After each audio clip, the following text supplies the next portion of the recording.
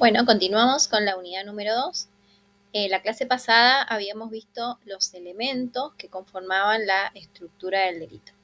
Habíamos visto que esos elementos eran importantes porque a partir del análisis de cada uno de ellos, lo que íbamos a poder determinar era si una conducta realizada por una persona, primero encuadraba dentro del marco legal, se constituía como típica y antijurídica, y lo que vamos a terminar viendo ahora son los otros elementos que van a hacer que por esa conducta justamente se le reproche una responsabilidad al autor. Primero que nada, vamos a hacer un repaso y te invito a que contestes, a que selecciones aquellas opciones que corresponden a los elementos de la estructura del delito que vimos la clase pasada.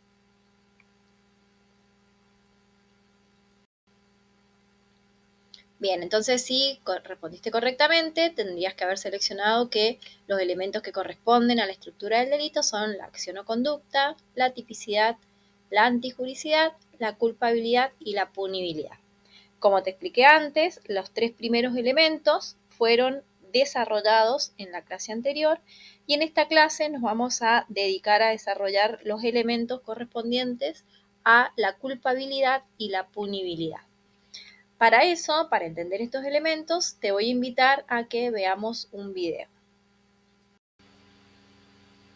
Bueno, entonces observemos este video. En este video vemos a dos padres con su hijo, el hijo menor de edad, un niño de 8 años de edad. Esto ocurre en Brasil. El niño toma el arma del padre que se encontraba sobre la mesa y jugando con el arma efectúa un disparo a su mamá. Fíjense que el padre salió corriendo para ver, seguramente para buscar ayuda, el niño también en un primer momento, la madre intenta salir hasta que cae en el piso. La consecuencia de esta conducta realizada por el niño fue justamente la ocurrencia del fallecimiento de la madre. La madre, producto de ese disparo, termina falleciendo. Analicemos entonces la conducta del niño. Respecto del niño, lo que vamos a analizar justamente es cada uno, o sea, los tres elementos que vimos la vez pasada, que son la conducta, la tipicidad y la antijuricidad. Vamos con el primero de los elementos. Entonces, en el primero de los elementos, lo primero que te voy a preguntar, para ver si podés encuadrarlo, es si en este caso la conducta realizada por el niño consiste en una conducta por acción u omisión.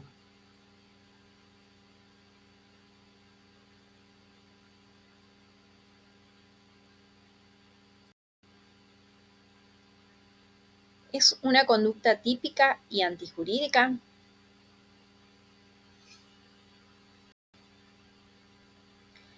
Y la respuesta que vas a aprender justamente con lo que veas en esta clase va a ser si es culpable. Entonces ahora te invito a que respondas de acuerdo a lo que sabes antes de que te explique todo lo que refiere el concepto de culpabilidad, si entendés que existe culpabilidad o no en el niño, si ese niño es culpable o no.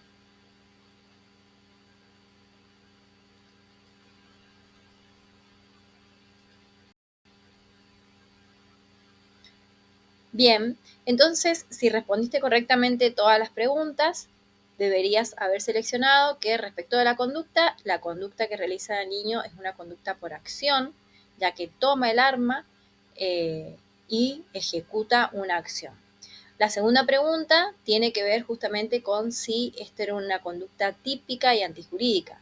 Sí, es una conducta típica porque el Código Penal de Argentina, justamente con la consecuencia de la producción de la muerte de la madre, la conducta realizada por el niño encaja en un tipo que está determinado en el Código Penal. El tipo que está en el artículo 89 sobre el que matare a otro. En este caso tenemos una persona, que es el niño, que mató a otra persona, que es la madre. Entonces, fijémonos cómo tenemos la conducta, se están haciendo presentes todos los elementos del tipo delictivo. La conducta por acción, la tipificación, la antijuricidad, porque justamente ante esta conducta del que matare a otro, la ley, que es el Código Penal argentino, establece justamente una sanción, una pena para esa conducta.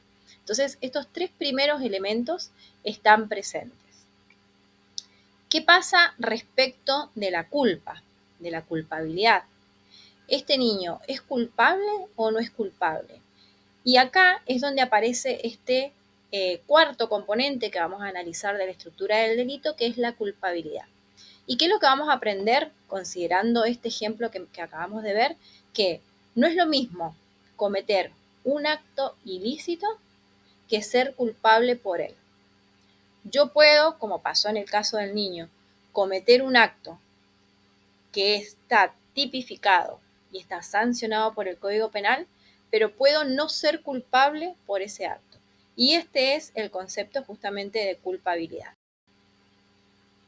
Entonces, la culpabilidad la podemos definir como el juicio de valor que se le hace justamente a una persona que ha cometido ese acto, que es ilícito, que está tipificado, que es antijurídico, y que a partir de este juicio de valor que se le hace a esa persona, lo que se le reprocha es haber realizado su conducta. Se le reprocha justamente, ¿por qué? Porque se determina en este juicio si el sujeto tenía la capacidad, la libertad, la conciencia y la voluntad necesaria para que hubiese decidido no realizar la conducta que realizó. Ese es el reproche del que se habla en la culpabilidad. Es decir, lo que se va a castigar o lo que le estamos reprochando a la persona es si esa persona entendía o tenía todos los elementos para entender que lo que estaba realizando era malo y aún así eligió hacerlo. De ahí viene este concepto de reproche en el concepto de culpabilidad. Entonces, este componente de culpabilidad está formado o está la base de este componente de la culpabilidad son tres pilares fundamentales. Uno de ellos es la imputabilidad, el otro es el dolo, la culpa, es decir, la intención que hay detrás del acto, y el tercer elemento, el tercer pilar de la culpabilidad es la exigibilidad de otra conducta. Entonces ahora nos vamos a meter a analizar cada uno de ellos. Pero ¿qué significan estos tres pilares de la culpabilidad? En estos tres pilares de la culpabilidad, nosotros lo que vamos a intentar entender es si la conducta tiene la base o en la base de la conducta el sujeto tenía la posibilidad de comprender la criminalidad del acto.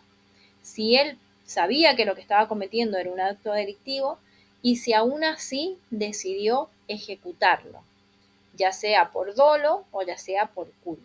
Estos son los tres pilares que digamos, sostienen la idea de la culpabilidad, ese reproche que se le hace a la persona sobre su conducta. Vamos a ver el primero de los pilares. En el primer pilar encontramos la imputabilidad. En la imputabilidad les voy a dar una introducción porque justamente este tema en particular lo vamos a desarrollar a lo largo de los últimos componentes de la estructura del delito, que es la punibilidad. Pero cuando analizamos la imputabilidad en la persona, lo que estamos analizando es su capacidad mental y justamente volitiva para haber realizado la conducta que se le está reprochando. Entonces, cuando hablamos de la capacidad mental de una persona, estamos tratando de evaluar justamente si esa persona tenía la capacidad de entender lo que estaba haciendo y también entender cuáles eran las consecuencias detrás de su acto. Entonces, en el ejemplo que vimos, el niño entendía que si él disparaba, o sea, agarraba el arma, la apuntaba a su mamá y apretaba la cola del disparador, existía la posibilidad de matarla, o en el entendimiento del niño esa arma era un juguete y él no comprendía que eso que él estaba haciendo tenía la consecuencia de poder llegar a matar a su mamá. Entonces, esto es lo que hace la imputabilidad. Está analizando esa capacidad mental y esa voluntad de la persona. Entonces, como ejemplo, supongamos que tenemos un hombre que es adulto y sano, que está en pleno uso de sus facultades y que asalta un banco. Este hombre que está en pleno uso de sus facultades y ya en el quinto elemento de la estructura del delito, nos vamos a meter a ver qué es esto del uso de sus facultades. Es capaz de comprender que robar es un delito y tiene la capacidad de decidir no hacer eso. Si la respuesta es sí, entonces esa persona es imputable, porque sí le podemos reprochar esa conducta que tuvo.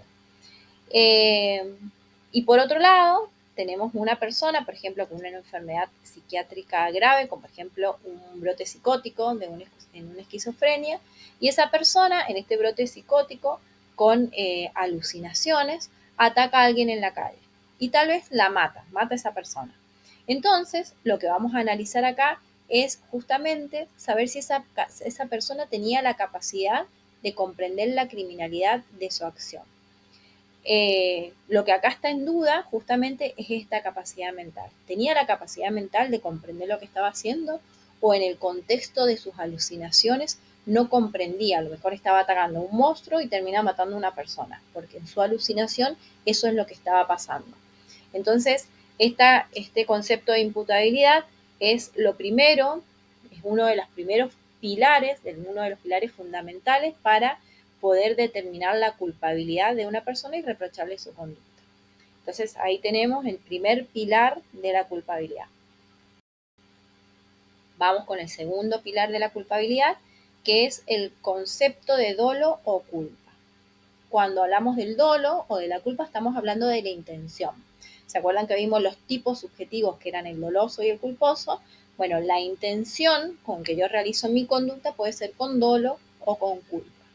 En este caso lo que estamos analizando, fíjense que es tan sensible porque es el componente psicológico. Es decir, que una vez que se establece que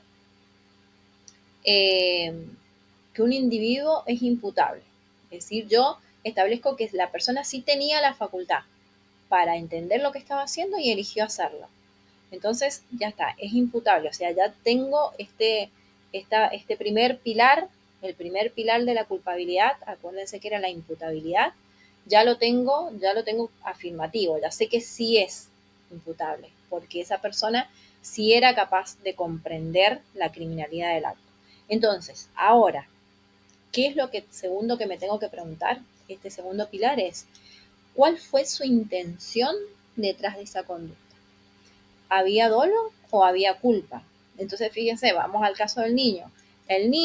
Con el niño, yo no me voy a hacer esta pregunta, no voy a buscar la intención detrás de la conducta, porque ya descarté la culpabilidad con el primer pilar.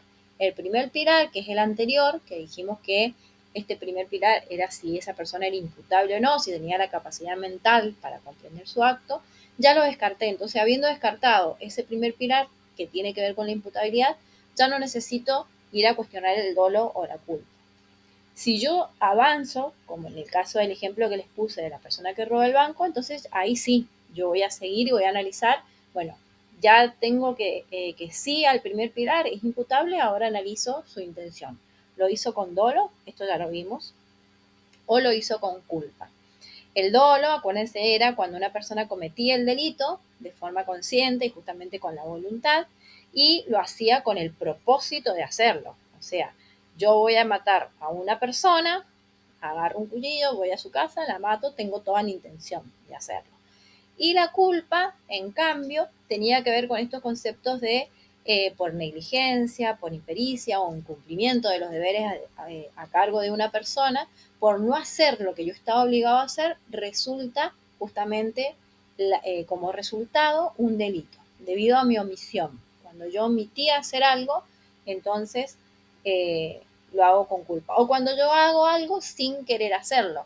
Por ejemplo, yo empujo a una persona porque esa persona me está insultando a mi mamá, le empujo con la mala suerte que cuando la termino empujando, esa persona se cae y se termina lesionando de forma grave. Por ejemplo, cae arriba o había una sequía detrás de esa persona, cayó y se quebró la pierna. Entonces, no estaba mi intención, lo hice con culpa tal vez, pero al final el resultado que termina originando termina configurando un delito. Lo mismo pasa, por ejemplo, con un conductor que va con exceso de velocidad. que va a matar a una persona, en realidad no quería matar a una persona, no quería matar a nadie, pero la irresponsabilidad en la forma de conducir da como resultado un homicidio culposo en este caso. Entonces este es el segundo pilar de análisis de la culpabilidad, que lo vamos justamente y solamente a analizar cuando hayamos analizado el primer pilar.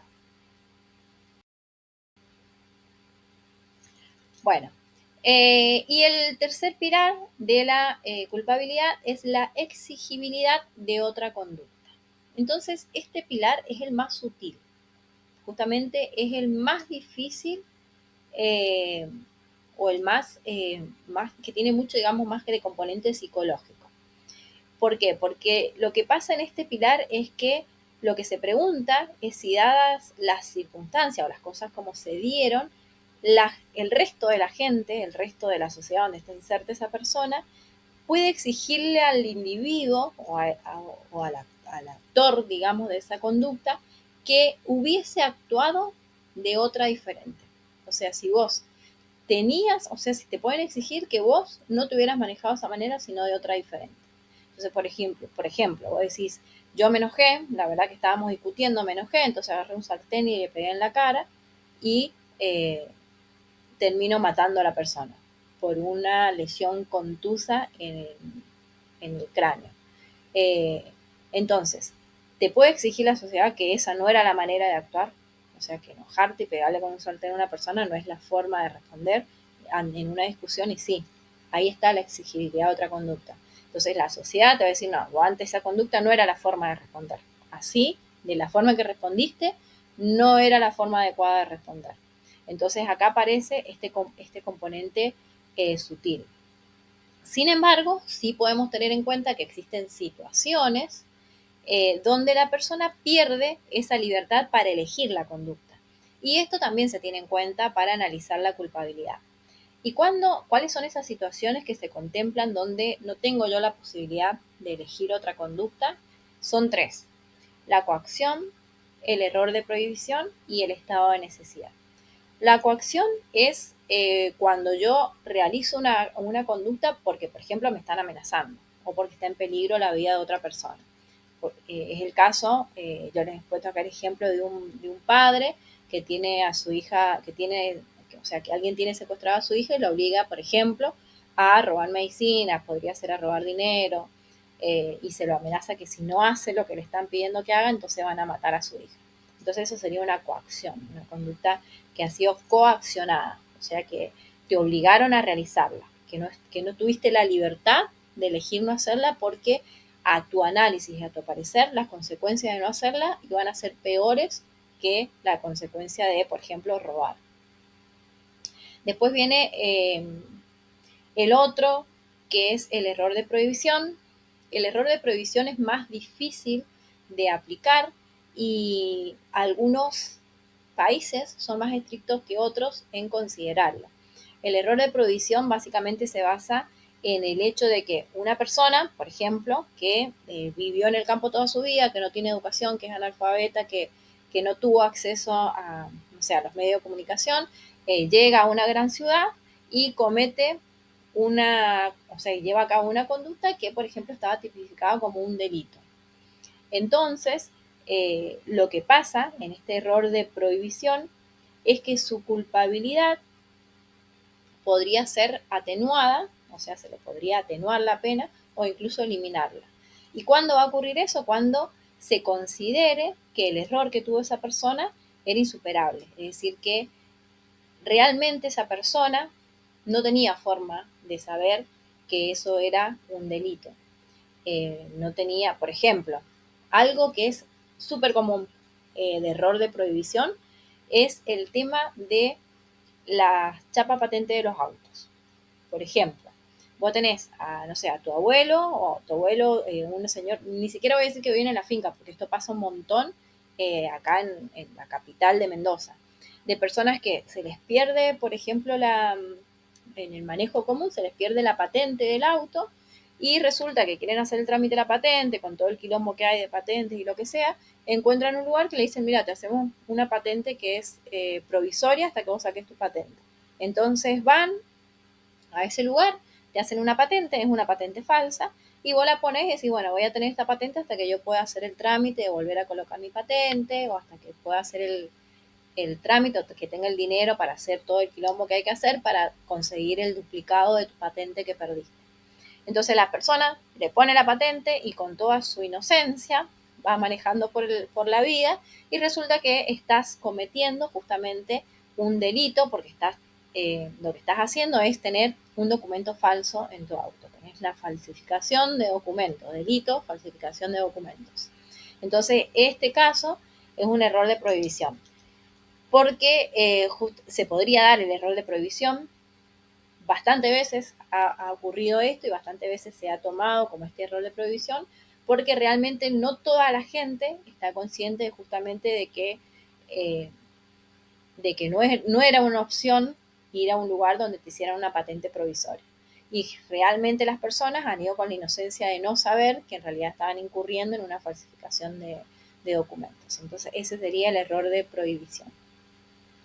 Y después el estado de necesidad son aquellos casos de estado de necesidad extrema. Es decir, que yo cometo un delito porque el contexto social o la situación económica me han llevado al límite, me han llevado al extremo y yo no veo otra salida más que cometer la acción delictiva. Por ejemplo, un padre que termina robando pan porque los hijos se están muriendo de hambre, o un padre que termina robando las medicinas por su hijo enfermo y que no le alcanza el dinero.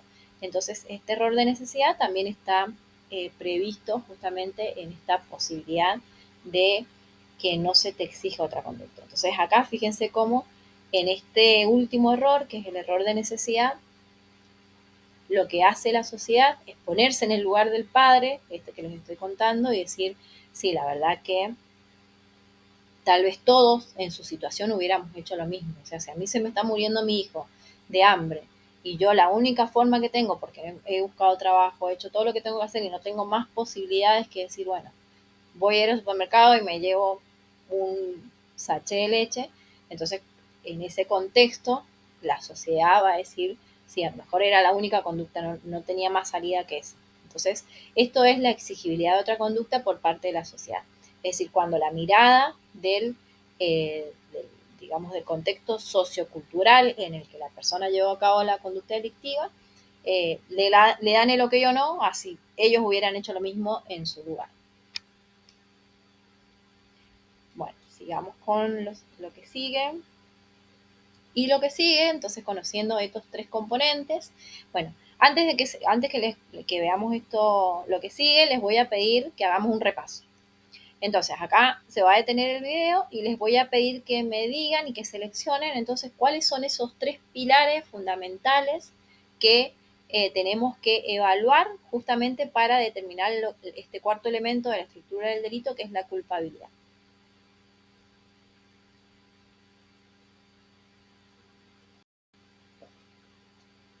Bien, entonces, si respondiste correctamente, ahora te invito a que pensemos en el caso que vimos recién, el caso del nene que le agarra el arma al padre y que dispara contra su mamá. Ya dejamos establecido justamente que estábamos ante una conducta que fue realizada por acción y no por omisión por parte del niño, que estaba tipificada en la ley, que era antijurídica, pero que en el caso del niño, lo que vamos a ver ahora es justamente que no tiene dentro de la culpabilidad, no tiene uno de los pilares de la culpabilidad, que al no tener este primer pilar, los otros dos se desvanecen. Que bueno, ahora lo vamos a ver, pero en este punto, y entendiendo lo que es la culpabilidad, quiero que analicemos ahora la conducta del padre. Entonces, el padre es, en el caso este que les estoy contando, el padre es el dueño del arma. El arma estaba registrada. Este es un caso que pasa en Brasil. El arma estaba registrada al nombre del padre y ustedes, como pudieron ver en el video, el arma se encontraba ellos estaban en el patio de la vivienda, estaban sentados en sus respectivas sillas y arriba de la mesa estaba el arma de fuego, que esa arma de fuego estaba cargada. Entonces ahí había dejado el padre el arma de fuego. Entonces, por parte del padre, La conducta. Primero, si existe una conducta, que sí existe una conducta, ¿es una conducta por acción u omisión? Siempre acuérdense que el resultado, en este caso, ha sido la muerte de una persona. O sea, acá hubo un homicidio. Dentro de la tipicidad del Código Penal, homicidio. Por parte del padre, ¿hay una acción o hay una omisión? La conducta es típica y antijurídica.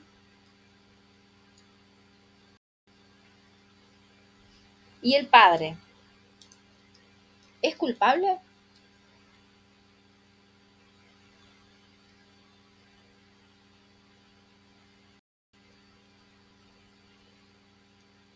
Bien. Dentro de la culpabilidad, esa culpabilidad, ¿en qué pilar, dentro de qué pilar está la culpabilidad? O sea, sean los tres pilares, sea tanto la cuestión de imputabilidad, ¿es imputable? O sea, se le puede reprochar la conducta. Después, eh, después, determinando que es imputable, vamos a pasar a la siguiente. Pero ahora, hasta ahora, respóndanme si dentro de la culpabilidad se da el pilar de la imputabilidad. ¿Qué creen ustedes? ¿Sí o no?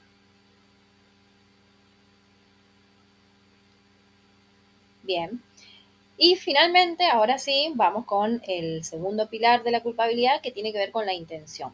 ¿Les parece que el reproche que se le hace de que debería haber, de que la conducta que llevó a cabo tendría que ser diferente? O sea, la sociedad le dicen esto, che, vos y te manejaste de esta manera y te tendrías que haber manejado diferente. Primero, esa conducta que él ejecutó, que resulta del homicidio de la mujer, ¿es por dolo o es por culpa? Bien, la respuesta correcta, entonces hasta ahora, ustedes todo lo que deberían responder correctamente es que era una conducta, en este caso por omisión, que es una conducta típica antijurídica, que la culpabilidad sí está presente para el padre y que en el caso del padre lo que se le va a reprochar justamente tiene que ver con la acción que él omitió realizar. Acá tenemos una acción por omisión. Él tenía el deber de tener el arma de fuego en un lugar diferente del que estaba en el momento en el que el niño la agarra. Entonces, por esta acción, al final él terminó cometiendo un homicidio culposo, por una negligencia, una omisión de hacer lo que tenía que hacer, que era resguardar el arma. Entonces, esas serían las respuestas correctas para el caso o el análisis del padre. Entonces, fíjense que acá, en este reproche, lo que tenemos que tener en cuenta es la diferencia que hay entre la capacidad de hecho, o sea, de llevar a cabo la conducta, y la culpabilidad, o sea, la posibilidad de reprocharlo. ¿Por qué? Porque al niño, respecto de la capacidad de hecho, es él el que llevó a cabo la conducta de matar a la madre. Pero la culpabilidad, a quien se lo vamos a reprochar ese hecho, no es al niño, porque justamente hay un pilar fundamental que no se está dando, que es justamente la condición mental de imputabilidad.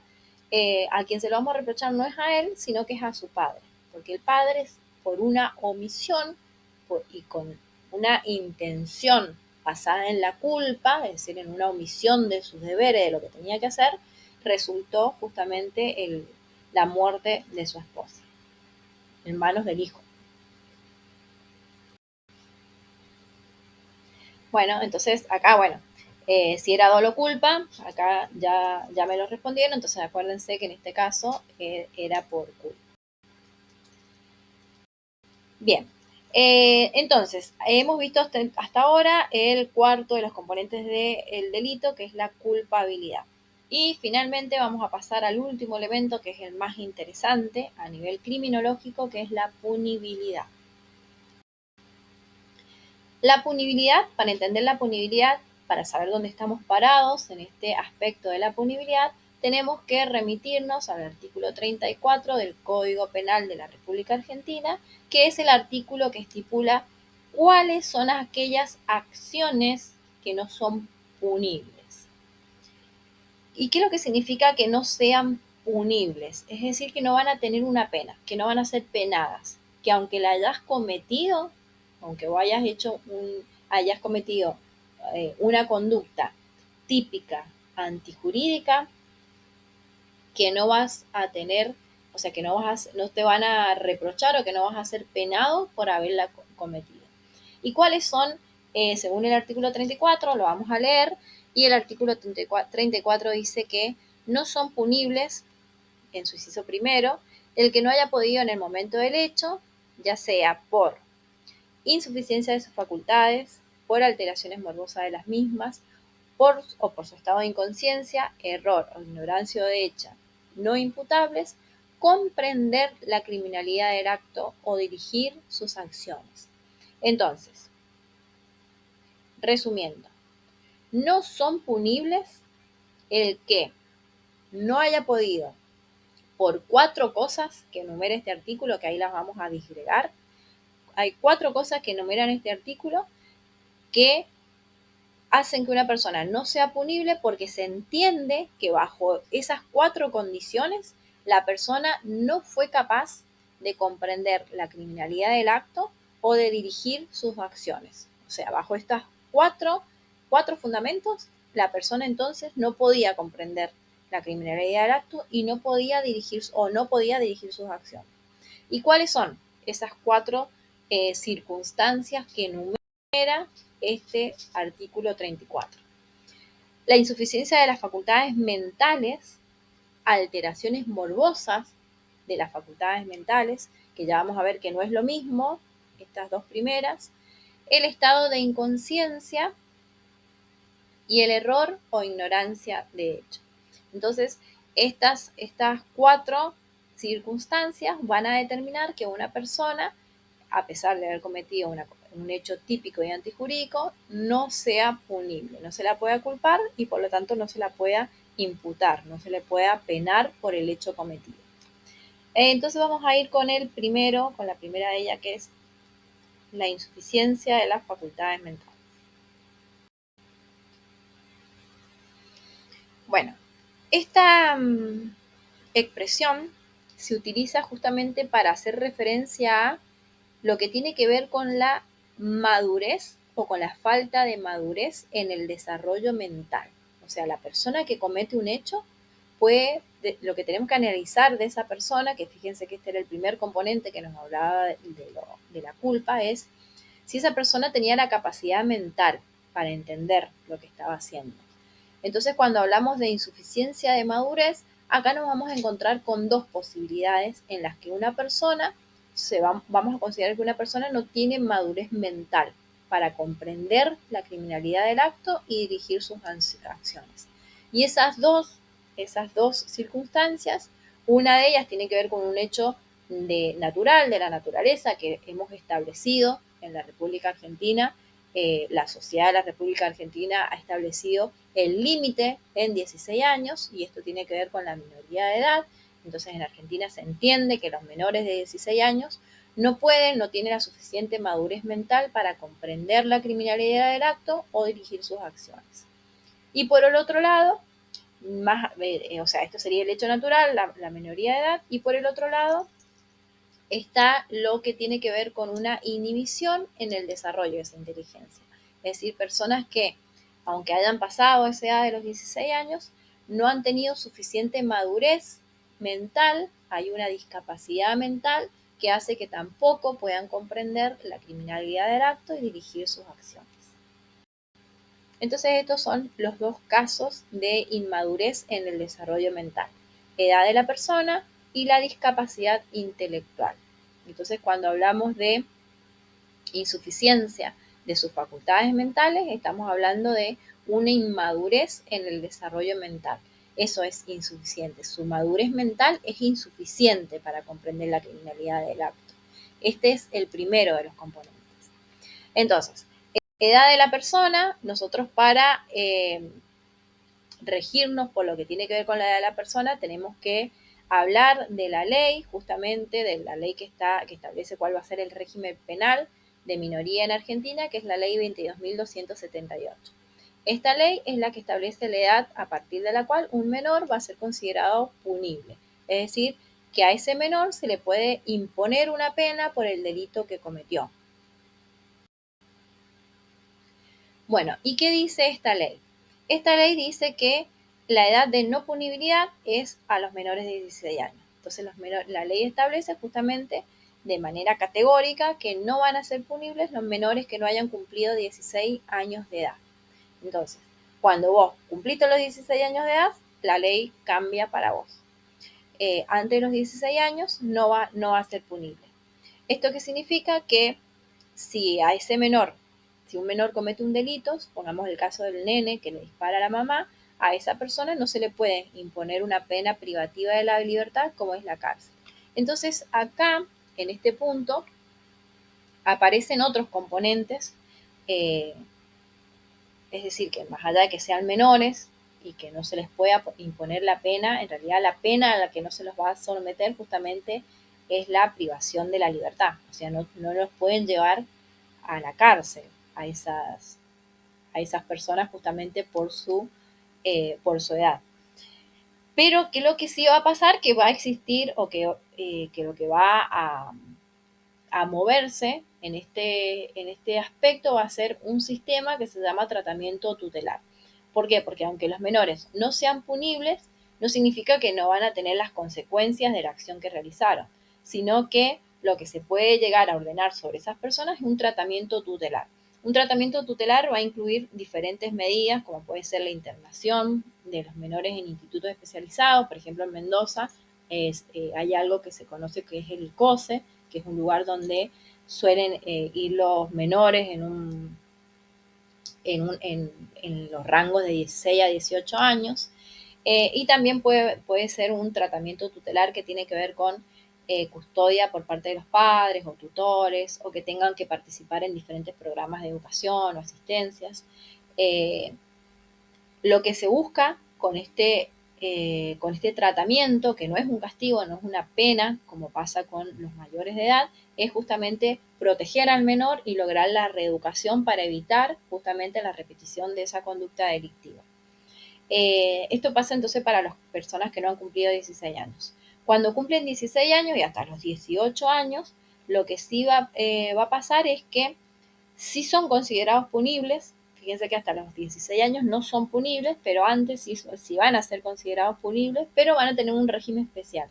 No se aplica la misma legislación que se le aplica a las personas mayores de 18 años, sino que están sometidos a un proceso que es bastante particular. Entonces, lo que pasa entre esta edad de 16 a 18 años es que sí van a ser punibles, solamente que el proceso de la pena es diferente que el proceso que para los adultos.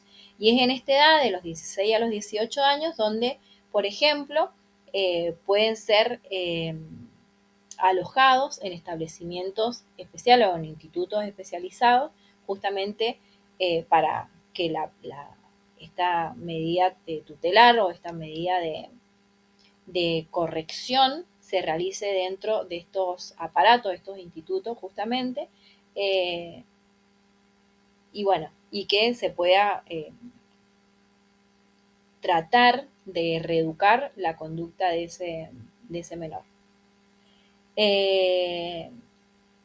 También es importante saber que también puede pasar que si el juez decide poner esta pena, esa pena justamente, supónganse que es una pena de 3 años. A los 16 años te ponen una pena de 3 años. Entonces, vos vas a tener que ir a un instituto especializado. Entonces, si durante el cumplimiento de la pena, por ejemplo, vos tenés 16 años y te dieron 3 años de internación en este instituto. Bueno, vos tus 16, a los 17, a los 18 años, los 2 primeros años vas a estar en el instituto, y el tercer año, cuando alcanzaste la mayoría de edad, vas a tener que seguir cumpliendo tu condena en un establecimiento para adultos. Entonces así funciona este régimen de menores. Lo importante acá a tener en cuenta es que la punibilidad no van a ser punibles los menores de 16. A partir de los 16 años sí vas a ser punible. Acuérdense que entre 16 y 18 con un régimen especial para esa edad, y a partir de los 18 todas las personas vamos a tener la capacidad de ser punibles, porque se considera entonces que ya tenemos la madurez suficiente para comprender la criminalidad del acto y dirigir nuestras acciones. Bueno, y el otro componente que tiene que ver con esta insuficiencia de las facultades mentales es la discapacidad intelectual. Dentro de la discapacidad intelectual, nosotros sí hacemos, digamos, hacemos un poco de memoria a cómo ha ido evolucionando el concepto de la discapacidad mental.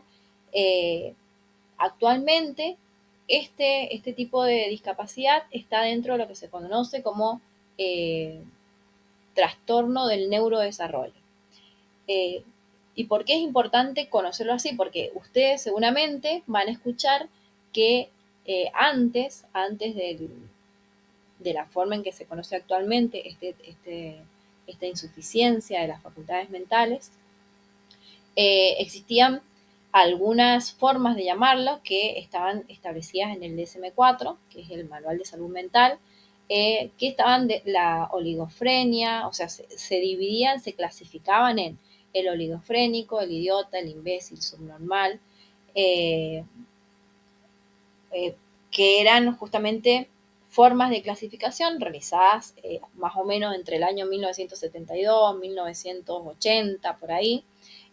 Pero ¿qué pasa con estos términos? Con el término de oligofrénico, idiota, imbécil, subnormal. Fíjense en que son términos que los humanos hemos usado para insultarnos. O sea, nosotros para insultarnos, los humanos entre nosotros, para hacernos chistes negativos, usamos estos términos. O sea que los términos empezaron a tener, se cargaron, digamos, progresivamente con connotaciones negativas.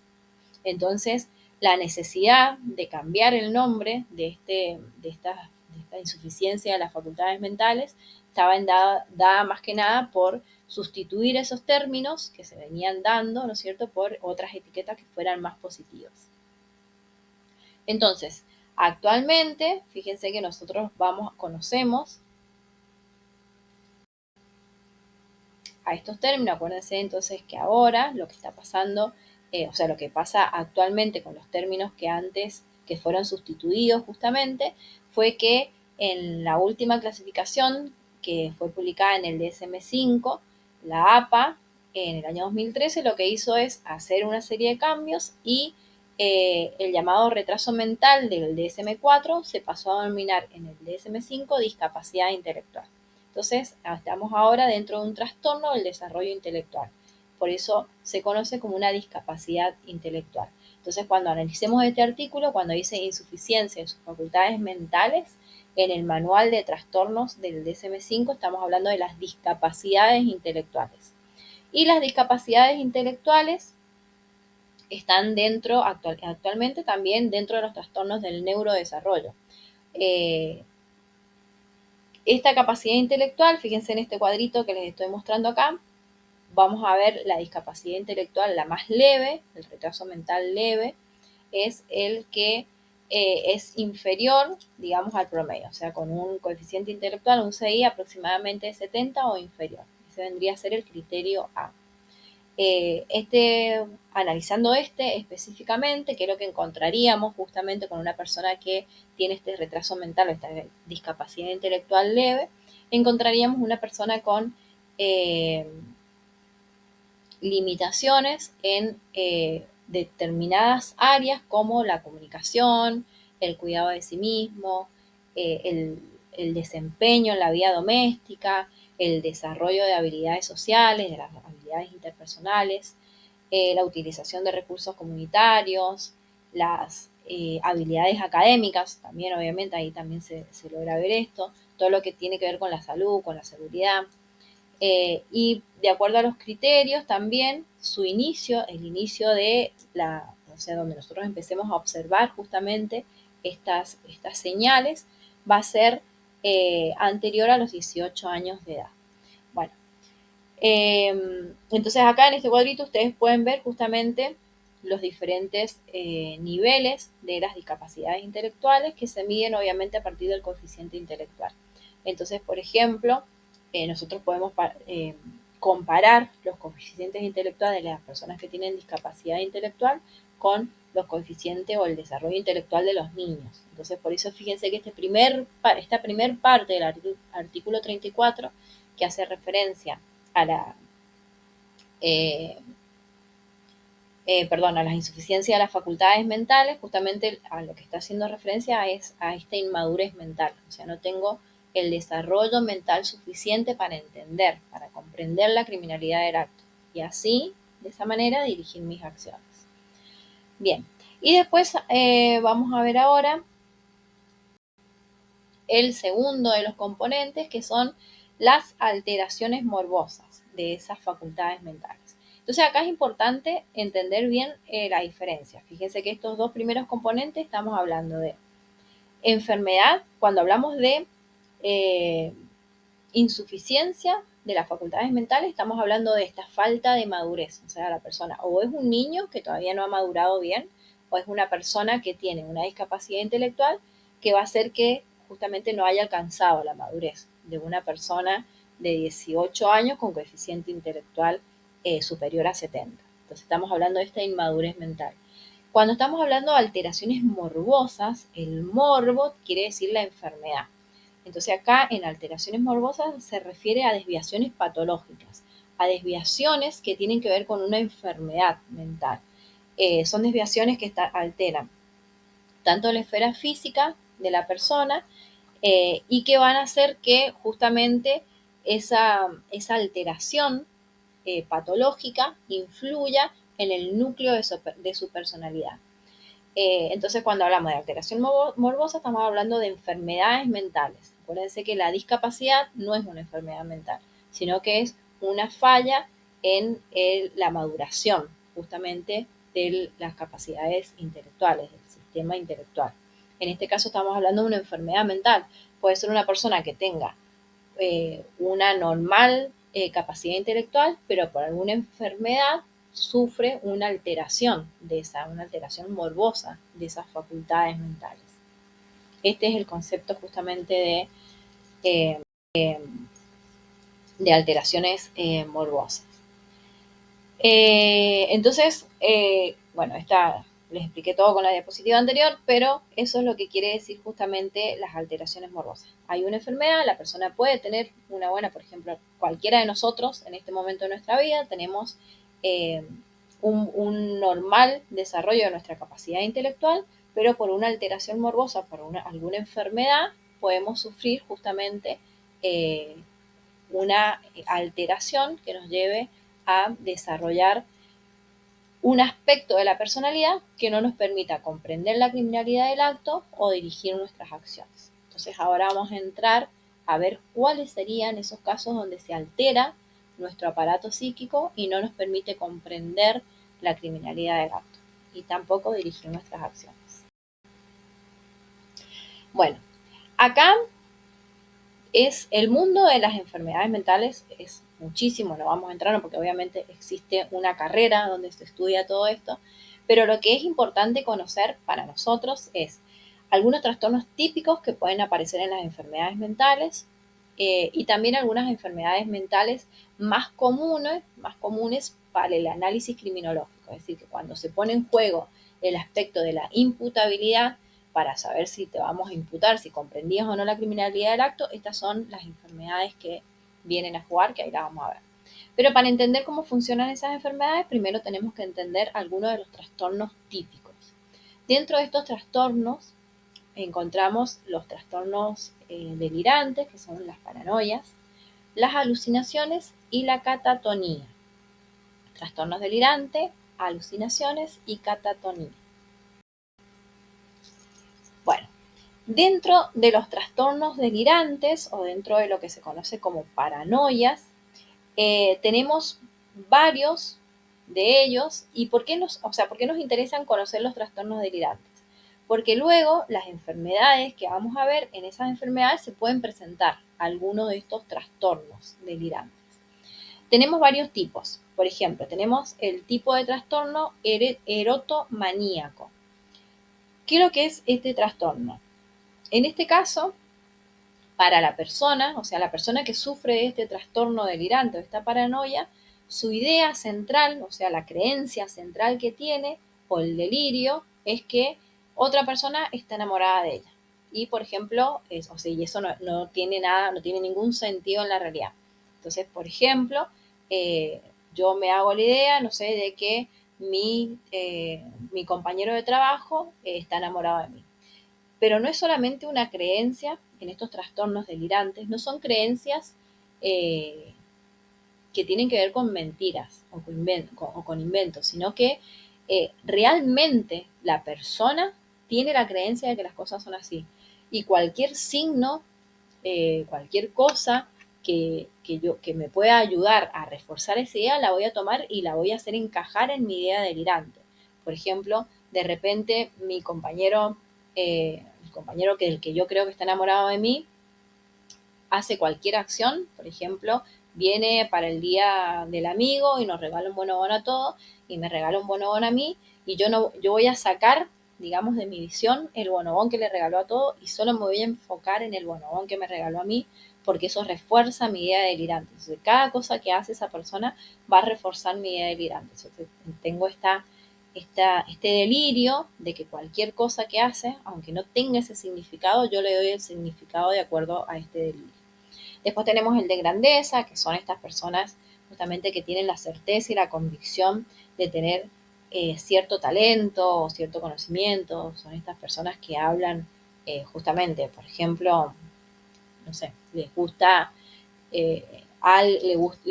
un tema en particular y ellos no desarrollan el tema, pero se sienten que están dentro de ese tema, se sienten que ellos son así, o crean cosas en su mente que los hacen creer que son así, y por eso son capaces de contarte la idea con tanta seguridad, porque realmente están creyendo. Esto es lo que tienen los trastornos delirantes, que realmente las personas no está dentro de o sea, es un invento, pero para ellos eso no está inventando. Yo, por ejemplo, les podría inventar a ustedes, sí, lo que pasa es que yo corro maratones y bueno, siempre corro 42 kilómetros. Y yo sé que les estoy mintiendo, diciéndoles eso, y me lo guardo solo, bueno, como para mi ego. Estas personas te lo están diciendo, pero ellos también realmente están creyendo y son capaces de guardar justamente recuerdos de las cosas que han inventado y que en su mente estén como con total certeza. Bueno, el celotípico aplica lo mismo solamente para una persona que lo que nosotros conocemos actualmente como el tóxico o la tóxica, vendría a ser esa persona que donde su tema central del delirio es que su pareja, su esposo, su novio, el que sea, le es infiel y que ve la infidelidad por todos lados. Ese es el celotípico. El persecutorio creo que este es el que más conocemos, sobre todo en lo que tiene que ver aspectos de criminológicos, de enfermedades como la esquizofrenia. Es esa persona que todo el tiempo siente que lo están engañando, que lo están espiando, que están armando teorías conspirativas contra él, o que lo envenenan, o que lo drogan, que hacen algo para encerrarlo, que las personas todo el tiempo hablan de ello, que todo lo que se hace o lo que se dice es justamente contra ellos. Ese es el tipo persecutorio. Después tenemos el tipo somático, que tiene que ver justamente con estas personas que todo el tiempo están canalizando cosas por sus sensaciones corporales. Entonces, siempre en el tipo somático son personas que van a sentir dolores, que van a tener enfermedades, que van a tener, o sea, todo va a ser a través de la somatización, a través del cuerpo. Bueno, entonces ahí tenemos lo que serían los trastornos delirantes. Estos son importantes porque lo vamos a ver después en la parte de las enfermedades. Bueno, después vienen las alucinaciones. Estas son más fáciles de entenderlas, las alucinaciones, porque justamente el nombre de la alucinación nos hace entender qué es lo que se está alterando, qué son las cosas que se están alterando. ¿Qué pasa con las alucinaciones? En las alucinaciones, las personas desarrollan justamente la percepción de algo que para ellos es real, ya sea visual, por ejemplo, ver cosas que no están, auditivas, escuchar cosas que no están, táctiles, propioceptivas, olfativas. Entonces, todo este tipo de alucinaciones, lo que tenemos que tener en cuenta es que la percepción de la persona realmente, para ellos, realmente existe. Lo que dicen ver, lo que dicen oler, lo que dicen oír, lo que dicen sentir, lo que dicen tocar, realmente ellos están sintiendo que es así. Y estas también, las alucinaciones, están siempre muy presentes en lo que tiene que ver con, por ejemplo, las paranoias, las esquizofrenias.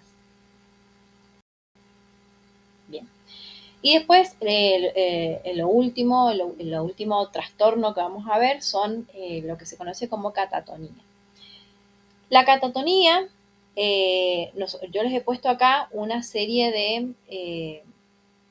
de síntomas que tienen que ver justamente con la catatonía, pero la catatonía es un síndrome, en realidad neuropsiquiátrico, que se caracteriza porque lo que ocurre es que hay una alteración grave en la actividad motora y del comportamiento. Esa es la catatonía. Las personas, lo que le está pasando mentalmente, nosotros lo podemos visualizar por su actividad motora y del comportamiento. O sea, que no es un trastorno mental en sí mismo, sino que son síntomas que se manifiestan en el cuerpo y en cosas como el estado de ánimo, y que cuando yo la veo la puedo diagnosticar, porque la persona me va a mostrar al menos, este es un componente importante de la catatonía, que voy a ver en esa persona al menos 3 o 2 de los 11 síntomas que están especificados en esta lista que les estoy mostrando. Entonces, cuando yo analizo una persona, por ejemplo, la catatonía es muy común en la esquizofrenia, en las enfermedades de esquizofrenia. Entonces voy a ver una persona y al menos puedo detectar, si yo puedo detectar 3 de los síntomas, de los signos que yo les muestro acá en esta lista, entonces yo puedo llegar al diagnóstico de catatonía. Vamos a ver cada uno, son bastante fáciles, sino que tienen nombres un poco raros, pero son bastante fáciles de reconocerlos. Bueno, el primero de ellos es el estupor. El estupor es ausencia total de movimiento y de respuesta al entorno. Acá vendría a ser como cuando jugábamos a los congelados, es lo mismo, o sea, la persona es como si estuviera congelada, no se mueve ni responde a ningún estímulo. Por ejemplo, el típico, imagínense ustedes, la persona que está sentada en la silla con la cabeza mirando hacia abajo, la mirada perdida y está así, y puede pasar así horas, o acostada mirando para arriba con las manos en el pecho y pasar así horas. Ese es el estupor. Después hay otro que se conoce como flexibilidad seria. Y acá seria de cera, viene de la palabra cera, seria. Entonces, pero miren la imagen que les he puesto del hombre que está en un instituto psiquiátrico. La persona mantiene una postura que vos, por ejemplo, le impuesto. O, por ejemplo, le decís, bueno, levante la rodilla, la persona levanta la rodilla y se queda así, como si fuera de cera. Por eso se le llama flexibilidad seria. O le decís que levante un brazo y levante el brazo, pero lo deja así. Y lo va a mantener, aunque sea incómoda la postura, lo puede llegar a sostener en el tiempo. Entonces vos le pedís que haga un movimiento, lo hace y lo mantiene. Y se queda de esa manera, como les estoy mostrando ahí en esa imagen. Entonces por eso se le llama flexibilidad seria, porque es como que la persona es una figura de cera. O sea, queda con posiciones así. Vos le decís levantar el brazo, se queda con el brazo levantado, levantar la pierna, queda con la pierna levantada. Bueno, el mutismo es cuando la persona a la que le estamos hablando no tenemos respuesta verbal o la respuesta verbal es casi nula. O me contesta con monosílabas o me contesta con algún gesto mínimo, pero la respuesta es prácticamente nula. Entonces vos le estás haciendo entrevistas permanentes a la persona y la persona no te responde o te responde con sí, pero muy de vez en cuando. O sea, eso es el mutismo. Negativismo. En el caso del negativismo nosotros vamos a tener una resistencia que puede ser activa, pero también se detectan casos de que no haya resistencia activa, y que a menudo es ilógica. Vos le das instrucciones a una persona y la persona o no hace lo que le estás pidiendo, o hace todo lo contrario, o incluso hace acciones para ir en contra de lo que vos le estás pidiendo que haga. Por ejemplo, empujarte. Eso sería el negativismo. O sea, es una negación a hacer lo que le pido. Y en esa negación yo puedo o directamente no hacer lo que me estás pidiendo, o vos me pedís que yo suba, que yo baje y yo subo, o me pedís que me acueste y yo me levanto, o me pedís que haga algo y yo reacciono, por ejemplo, empujándote. Ese es el negativismo. Acuérdense que la catatonía es muy típica en la esquizofrenia. Bueno, fíjense, este caso que es la adopción de una postura, acuérdense que es diferente a la flexibilidad seria. La flexibilidad seria yo le digo, bueno, a ver, levanta la pierna y la deja levantada. Levanta el brazo y lo deja levantado. En la adopción de una postura, la persona, yo no le pido que haga nada. Esta imagen que les he puesto es una imagen real de adopción de una postura, sino que la persona adopta una posición física que es extraña y antinatural. Fíjense cómo está acá sentado y la mantiene sin que nadie le pida que lo haga, que es diferente a la anterior. O sea, yo no te estoy pidiendo que te pongas así, vos te pones de repente con esa postura así, toda antinatural e incómoda. Y la puede mantener así por horas, por horas. No es que lo pongo así, o bueno, va a durar un ratito, no, puede mantener esa postura por horas. Bueno, después viene el manierismo. En este caso son movimientos o gestos exagerados. Por ejemplo, vieron muchas veces sean niños, también en personas grandes también, más que nada los que ya están con enfermedades más graves, como pueden ser la psicosis, la esquizofrenia, hacen estas muecas con la mano, inclusive a veces pueden ser que uno piensa que son como tics que tiene. Eh, bueno, esto es, por ejemplo, un ejemplo que les he puesto acá, una persona que cuando saluda, en lugar de saludar directamente y te doy la mano y te saludo, empiezo a hacer una serie de movimientos raros con los dedos, los muevo, los abro, los cierro hasta que termino recién tocándote la mano para saludarte. Bien, después viene otro signo de la catatonía, que es la estereotipia. La estereotipia son movimientos repetitivos, que no tienen propósito. La persona los realiza una y otra vez. Acá les he puesto un ejemplo bastante común, que es las personas que se mueven para adelante y para atrás, que balancean el cuerpo. Esto es típico. Por ejemplo, cuando alguien quiere emular a un loco, lo más probable, bueno, me pongo una chaqueta blanca, me siento en una silla y me empiezo a balancear de adelante para atrás. Bueno, este es el típico de la estereotipia. Bueno, y la agitación, en este caso, el paciente, la persona en realidad que sufre esto, se va a mover de manera excesiva e incontrolada. Y no hay estímulos externos que hacen que te haga ese movimiento. Por ejemplo, estar caminando de un lado para el otro en la habitación sin parar, estar golpeando, por ejemplo, un lápiz contra una superficie, estar, eh, no sé, moviendo la pierna constantemente, moviendo la mano, dando vueltas. O sea, nadie te agitó, no hay nada que te esté agitando y vos estás exteriorizándote con esa agitación. Bueno, las muecas son gestos faciales, extraños y repetitivos. Estos también son bastante comunes de verlos, pero encontramos gestos faciales como fruncir el ceño, apretar los labios, o abrir muy de forma grande y exagerada la boca. Esas serían las muecas. Y después, finalmente, los últimos dos son la ecolalia y la ecopraxia. La ecolalia, seguramente se han encontrado, esto que yo les estoy mostrando, que son signos de la catatonía, bueno, cuando aparecen 3 o más de estos signos, nos encontramos entonces, podemos diagnosticar a una persona con catatonía. Pero sin embargo, fíjense que hay algunos de estos signos, en mucho menor medida, nos podemos llegar nosotros tal vez a encontrar en nosotros. Entonces, tal vez les ha pasado alguna vez estar hablando con personas que son los que completan tu frase. Entonces, vos, por ejemplo, estás diciendo, sí, yo me parece que la ecolalia es limitación automática del habla de otra persona, te va a decir. Entonces, repiten la última partecita que vos le decís. Bueno, en este caso, lo que tenemos acá justamente es que la persona repite lo que vos decís. Vos le preguntás cómo estás y la persona te pregunta cómo estás. Me decís cómo te llamas, me decís cómo te llamas es su respuesta. Entonces, eso es la ecolalia. Y la ecopraxia es lo mismo, solamente que en vez de repetir lo que hiciste, repetir los gestos que vos le haces. Entonces, si vos moves un brazo o te afirmás la cara en la mano, esa persona va a imitar tus gestos corporales. Entonces, acuérdense que cuando estábamos ante 3 de estos síntomas, estábamos en virtud de, estábamos, digamos, en condiciones de decir que esa persona está justamente estamos ante una persona que está presentando justamente una catatonía. Bien.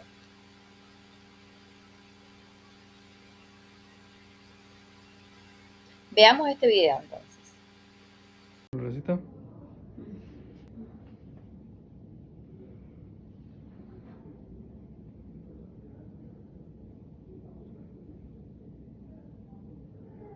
Baje los pies al suelo. Mueva las manos arriba. Manos arriba. Levante las manos. Levanta las manos. Flor. Flor, mírame. Así, mira. Así como dice él. Así como está haciendo él, mira. Así como está haciendo el doctor, mira. Así la mano, así, arriba.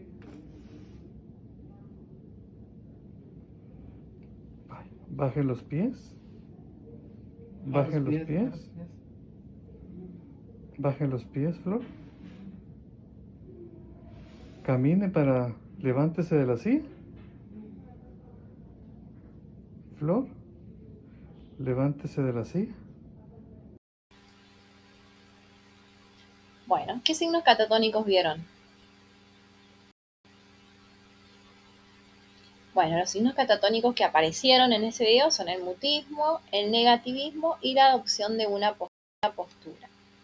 El negativismo nosotros vimos como a lo largo del video repetidas veces el médico le pedía que hiciera determinadas cosas. Por ejemplo, que baje los pies al suelo y en ese caso, ¿qué es lo que hizo la señora? Lo subió.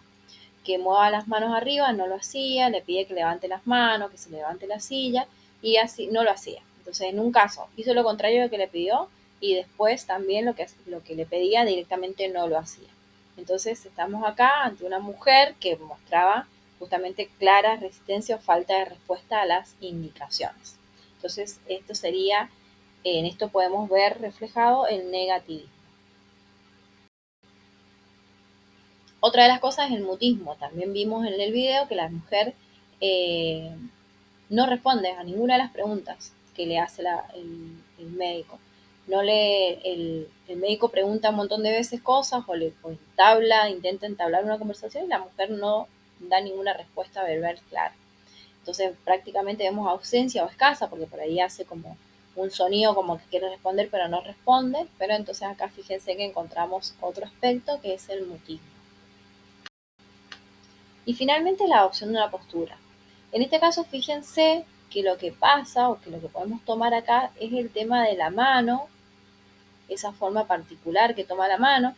Esto lo podríamos también tener, considerarlo eh, a esta acción de la mano, porque fíjense que la mujer no tiene ninguna discapacidad corporal, sino que ha adoptado esa postura de la mano y la mantuvo, la ha mantenido de esa manera, con leve flexión, con la palma hacia arriba, y durante todo el video la mujer mantiene esa misma postura. Bien, entonces hasta acá hemos visto justamente eh, estamos viendo, el segundo de los supuestos que aparecen en el artículo 34, que es las alteraciones morbosas de las facultades mentales. Dentro de las alteraciones morbosas de las facultades mentales vimos algunos de los trastornos que tenemos que tener en cuenta y también lo que vamos a ver son algunas enfermedades mentales. ¿Cuáles son las enfermedades en las que nos vamos a centrar en esta unidad? Son 3. La psicosis, la esquizofrenia y las demencias. Pero con este video vamos a llegar solamente hasta los trastornos. Les invito a que vayan a la plataforma y que realicen la actividad correspondiente a los trastornos que vimos recién. En el próximo video vamos a desarrollar las enfermedades mentales.